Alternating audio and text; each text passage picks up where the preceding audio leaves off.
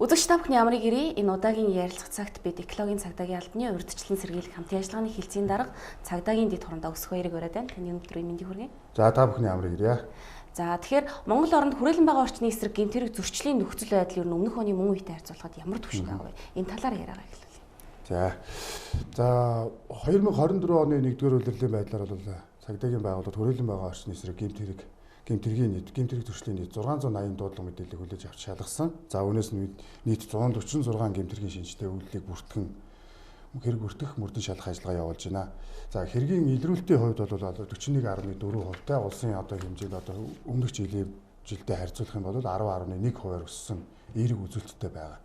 За ерөнхийдөө бол үйлдэгдэж байгаа гэмт хэргийн хувьд бол хүрээлэн байгаа орчны нийт 10 төрлийн гэмт хэрэг байгаа. За үүнээс бол хууль бусаар мод бэлтгэх гэмт хэрэг нийт хэргийн 47.9%-ийг эзэлж байгаа. Энэ бол дийлэнх үйлдэгдэж байгаа гэмт хэрэг гэж үзэж болно. За хоёрдугаарт нь хууль бусаар ашигт малтмал олборлох хэрэг 37 буюу 25.3%-ийг эзэлж байна. За гуравдугаарт нь хууль бусаар ан агнах гэмт хэрэг ингээд зөнхөлж үйлдэгдэж байгаамаа. За ерөнхийдөө бол хүрээлэн байгаа орчны эсрэг гэмт хэрэг зөрчлийн илрүүл шийдвэрлэлтийн асуудал яригдахын хажуугаар хохирол нөхөн төлөвлөлттэй байгаль экологид учирж байгаа хохирлыг нөхөн төлөвлөх нөхөн сэргээх ажлууд онцгой анхаарч ажиллаж байгаа. Энэ жилийн хувьд ч гэхгүй экологийн цагдаагийн алба 2020 онд байгуулагдсанаас хойш нөхөн сэргээлтийг төлхөө хийлгэе. Хохирлыг дэргэд байгууллагад учирсан хохирлыг нөхөн төлөвлөе. Байгаль экологид учирсан хор хохирлыг арилгах тал дээр онцгой анхаарч ажиллаж байгаа. За энэ жилийн эхний улирлын хувьд бол 488.3 сая төгрөгийн хохирол учирсан байгаль экологид. Энийг үүнээс 52.7% буюу 257.5 сая төгрөгийн хохирлыг нөхөн төлөвлөсөн байна. За энэ хохирлыг ингээд битүүмжилсэн эд хөрөнгийг бас ингээд тодорхой хэмжээний байгаа. За энэ бол нийт 388.3 сая төгрөгийн техник хэрэгсэл хууль бус ашигт малтмал олборлохтой хэрэгжилж исэн машин техник хэрэгсэл экскаватор ч гэдэг юм те. Бас хууль бусаар олсон орлого эд зүйл ингээд нийлээд 383.5 сая төгрөг байгаа. За үүнээс бол ингээд явцын дунд энэ 52.5-аагаа дахиж өсгөөд хохирол нөхөн төлөвлөлтийн ажлыг нэмэгдүүлэх тийм боломжтой байна. Учирсан хохирлыг нөхөн төлөвлөж байгаа үйл ажиллагааны хувьд бол өмнөх жилээс 28.1% өсгсөн байгаа. Ер нь бол хохирол нөхөн төлөвлөх ажлуудыг төлхөө зохион байгуулж байна гэсэн үг. Тэгэхээр цагдаагийн байгууллагаас нөхөн сэргээл нэгдсэн арга хэмжээг бол уламжлалт зохион байгуулдаг байна. Энэ жилийн үр дүнгийн талаар та бидэнд бас хуваалцвал. За 2020 онд Монгол улсын шадар сайд, хууль зүйн дотоод хэргийн сайд, байгаль орчин аялал жуулчлалын яамны сайд, уул уурхай хүнд үйлдвэрийн яамны сайд ингээд 4 сайдын хамтарсан нөхөн сэргээд 2024-гийн нэгдсэн арга хэмжээг эхлүүлсэн байгаа. За дээрх арга хэмжээний хүрээнд улсын хэмжээнд уул уурхай ашиглалтын улмаас эвдэгдэж орхигдсон 27.8 мянган га талбайг тогтоосон байна. За энийг нөхөн сэргээх шаардлагатай юм байна. Энэ 4 жилийн хугацаанд үүнээс яг 8 мянган га ямар нэгэн эзэн тодорхойгүй бас 8 мянган га талбайг ямар нэг нөхөн сэргээлтийн ажлыг улсын хэмжээнд зохион байгуулъя гэсэн төлөвлөгөө гаргаад ингээд ажиллаж байгаа. За энэ ажилд байна нийгмийн хариуцлагын хүрээнд уул уурхай яг тэр чиглэлээр үйл ажиллагаа явуулдаг байгууллагууд, иргэд байгууллагууд дэмжлэгтэйгээр энэ ажил маань явагдаж байгаа. За энэ ажил маань 2023 оны жилийн эцсийн тоолгын дүнгээр бол 6113 га талбайд нөхөн сэргээлт хийсэн. Ингээд төлөвлөгөөний биелэл 76.4% гэж дүгнэгдсэн. За түүнээс хойш бол нэлээдгүй ажил арга хэмжээнүүд хийгдсэн. Сая 1-р улирлын ажил 2-р улирал эхний хагас жилд гэхэд ерөнхийдөө 8 мянган га талбайд биологийн болон техникийн нөхөн сэргээлтүүдээ хийж зохион байгуулна гэсэн ерөнхий төлөвлөгөөтэй байгаа. Тэгэхээр энэ жилийн хувьд бол ер нь энэ нөхөн сэргээлтийн ажлууд зөвхөн 8 мянган га талбайгаараа зохисохгүй. Бусад тэр 27 мянган га талбай орхигдсон байна гэж ярьсан шүү дээ. Тэгэхээр тэр аж ахуйн нэгжүүдийг олж тогтоо тэр уул уурхай лицензтэй үйл ажиллагаа явуулаад тэр тухайн талбай дээр нөхөн сэргээлт хийгээгүй байгууллага аж ахуйн нэгжүүдийг дуудан эрүүл шаардлагатай аж ахуйн нэгжүүдэд эрүүгийн хариуцлага хүлээлгэх, зөрчлийн хариуцлага хүлээлгэх, нөхөн сэргээлтийн нөхөж хийлгүүлэх тэр ажлуудыг бол тогтмол зохион байгуулж байгаа. За хүрээлэн буй орчны эсрэг гэмтэрэг зөрчилдөд тэмцэх нь цаг хугацаа орон зай хувьд бол хязгааргүй байдгийг онцлогтой. Тэр энэ төрлийн гэмтэрэгтэй тэмцэх чиглэлээр цагдаагийн байгууллагаас дэвшилтэд техник технологиг хэрэглэдэг талаар та бидэнтэй мэдээлэл хуваалцвал. За хүрээлэн байгаа орчны эсрэг гэмтэрэг ялангуяа уул уурхай тэр хууль бусаар мод бэлтгэх гэмт хэрэгүүд бол яг л айн гүндтэй хүний хөрөхөд хэцүү цагдаагийн албаагч нар машин техниктэй явж байгаа ч гэсэн тэр нь уулын мухарт гэдэг юм те машин техник хүн хүч очиход бас хүндрэлтэй газруудад ерөөхдөө үйлдэгддэг.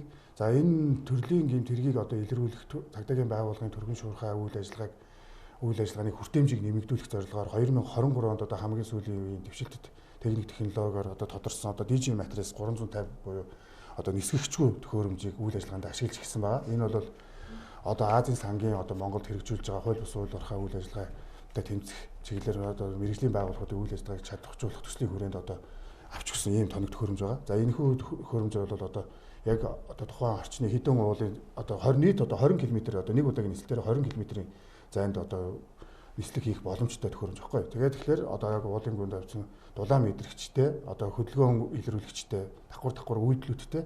За тэгээд энэгээрээ бол одоо хууль бус одоо ууланд үлдэгдэж байгаа одоо тий ууланд хууль бус ан гэдэг юм уу хууль бус мод бэлтгэл гэдэг юм уу тий тогтоосон цэгээс одоо давуулаад үйл ажиллагаа явуулж байгаа хууль бус үйлдэлүүдийг илрүүлэхэд бол нэлээдгүй ингээд давуу талтай болгож байгаа.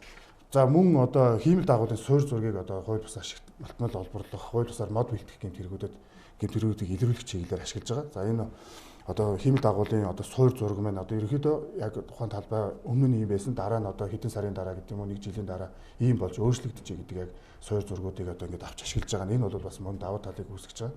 За хууль бусаар мод бэлтгэх гэмт хэрэгтэй тэмцэх урьдчилан сэргийлэх чиглэлээр бол одоо Wood Watcher гэдэг одоо нэг интернет орчин заавал шаардлагагүйгээр орчин бусад газар одоо ингээд тээврийн хэсэлтээр ачигдсан одоо задгаа талбай дээр модоо бэлтгэсэн байхад нь одоо газар эзлэхүүний хэмжээнийг тогтоох бүрэн боломжтой юм технологиг бас ашиглаж байгаа. Энэ бол одоо тухайн модыг одоо буулгаж одоо хэмжилт хийх одоо тэр албаагчийн үйл ажиллагааг одоо хөнгөвчилж байгаагаараа одоо ерөнхийдөө хууль бус мод бэлтгэлийн одоо гэмт хэрэгүүд ерөнхийдөө илрүүлэх нөхцөл байдал нэлээд давуу талыг үүсгэж байгаа гэсэн тийм мэдээлэл байна. За баярлалаа. Тэгэхээр цагдаагийн байгууллагаас уран дулаан цаг ирж байгаатай холбоотойгоор байгалийн хамгааллын нэгдсэн арга хэмжээг бол уламжлалгын зохион байгуулагддаг. Энэ жил бас зохион байгуулагдах гэж байна. Та энэ талаарх мэдээлэл гол зорилго ач холбогдол бас ямар хугацаатай зохион байгуулагдах талаар мэдээлэл бол. За байгалийн хамгааллын арга хэмжээ бол цагдаагийн байгууллага Монгол улсад гэмт хэрэгээс урьдчилан сэргийлэх ажлыг зохицуулах улсын зөвлөлөөс одоо жил болгон хамтран уламжил болгон зохион байгуулж ирсэн арга хэмжээ одоо бараг 10-аад жил болж байна.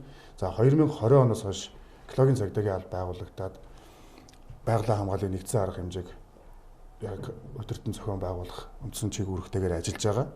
За энэ оны хувьд бол үндсэн байгалийн хамгааллын уриалгыг бид дэвшүүлээд байгалийн хамгаалахад одоо иргэд байгууллагын оролцоо, иргэн хуулийн этгээд ямар үүрэг оролцоотой байхын одоо байгалийн хамгаалахад иргэн бүрийн оролцоо чухал юм а гэдгийг илүү төлхөө харуулсан контент үйлдвэрлэх, мэдээж хяналт шалгалтын ажлуудыг эрчимжүүлэх ажлуудыг зохион байгуулахаар төлөвлөсөн байгаа. Тэгэхээр яг ямар төрлийн гэмт хэрэг зөрчилдөр илүү их онцгойлон анхаарч байгаа энэ аяны хүрээнд энэ жилийн үед? За энэ оны байгалийн хамгааллын нэгдсэн арга хэмжээний хүрээнд бол ерөнхий байгаль хамгааллын хүн бүр байгаль хамгаалагч юм а тий. Өмнөх жил бол хүн бүр байгаль хамгаалагч ураатайгаар явсан. Энэ жил бол бид хүн бүр байгаль хамгаалагч байгалийн хамгаалъя гэдгийг байгалийн хамгаалъя гэдэгт иргэн бүр оролцоотой юм а. Иргэн аж ахуйн нэгжүүд ямар үүрэг оролцоотой байх юм. Одоо улсын Монгол улсад гэмт хэрэгээс урьдчилан сэргийлэх ажлыг зохицуулах зөвлөл, нийслэлийн гэмт хэрэгээс урьдчилан сэргийлэх ажлыг зохицуулах салбар зөвлөлтөд хамтраад нийслэлийн иргэд одоо ямар үүрэг оролцоотой байх юм. Орон нутгийн иргэд яг нохой орон нутгтаа ямар үүрэг оролцоотой байх юм гэдэг юм те. Тэгээд иргэдээс одоо цагдаагийн байгууллагад одоо мэдээллийг түргэн шуурхаа ирүүлэх, хамтарч ажиллах тал дээр төлхөө анхаарч байгаа. Тэгээ аяны хүрээнд бол орон нутгт яг 21 аймаг Улаанбаатар хотын одоо бүх дүүргүүдэд нэгдсэн хяналт шалгалтыг бол одоо онцлог яг 3 хэрэг байна гэж түр ярьсан шүү дээ. Хууль бусаар мод бэлтгэх, хууль бусаар ашигт малтмлыг олборлох, хууль бусаар ан агнуур хийх те. Энэ төрлийн 3 төрлийн гэмт хэрэгээс одоо яг урьдчилан сэргийлэх хяналт шалгалтуудыг эрчимжүүлнэ. Одоо эх 7 хоногт бол Ховд аймагт бол бүсийн одоо чуулга уулзалтыг бас ингээд зохион байгуулах гэж байгаа. Энэ дээр бол бас Баруун аймгаас одоо хууль бусаар ан агнах гэмт хэргийн одоо нэг юу одоо ангийн хууль бус ангийн ийд хэрэгтэн гэдэг юм те тээвэрлэх гэмт хэрэгүүд нэлээдгүй бүртгэгддэг. Тэгэхээр тэр гэмт хэрэгээс урьдчилан сэргийлэх чиглэлээр бүсийн хэмжээнд юунд анхаарахын орон нутгийн иргэдтэй бас хамтран зөвлөгөө зохион байгуулах ажлыг төлөвлөсөн байна. Тэгэхээр байгалийн хамгааллын аян эхэлж байгаатай холбоотойгоор та иргэдэд бас сэрэмжлүүлэг мэдээлэл уриалгыг хүргүүл. За эцэст нь хэлэхэд байгаль дэлхийгээ хайрлах нь одоо иргэн бүрийн журам төвөрөг байдаг. Тэгэхээр иргэн бүр одоо байгаль дэлхийгээ хайрлах үйлсэд хувь нэмрээ оруулаарай. Өчүүхэн ч гэсэн одоо жижиг зүйл шаардлага тавина гэдэг нь одоо усаа хэмнэхээс өсвөлээд одоо шүдэ угаахтай хүртэл усаа хэмнэхээс өсвөлээд нэг жижиг зүйл нь одоо байгальд эрг нөлөө үзүүлж яадаг. Тэгэхээр иргэн бүр байгаль хамгаалагч шүү та бүхэн байгаль хамгаалах аянд идэвхтэй оролцоорой гэж уриалмаар байна. За баярлалаа.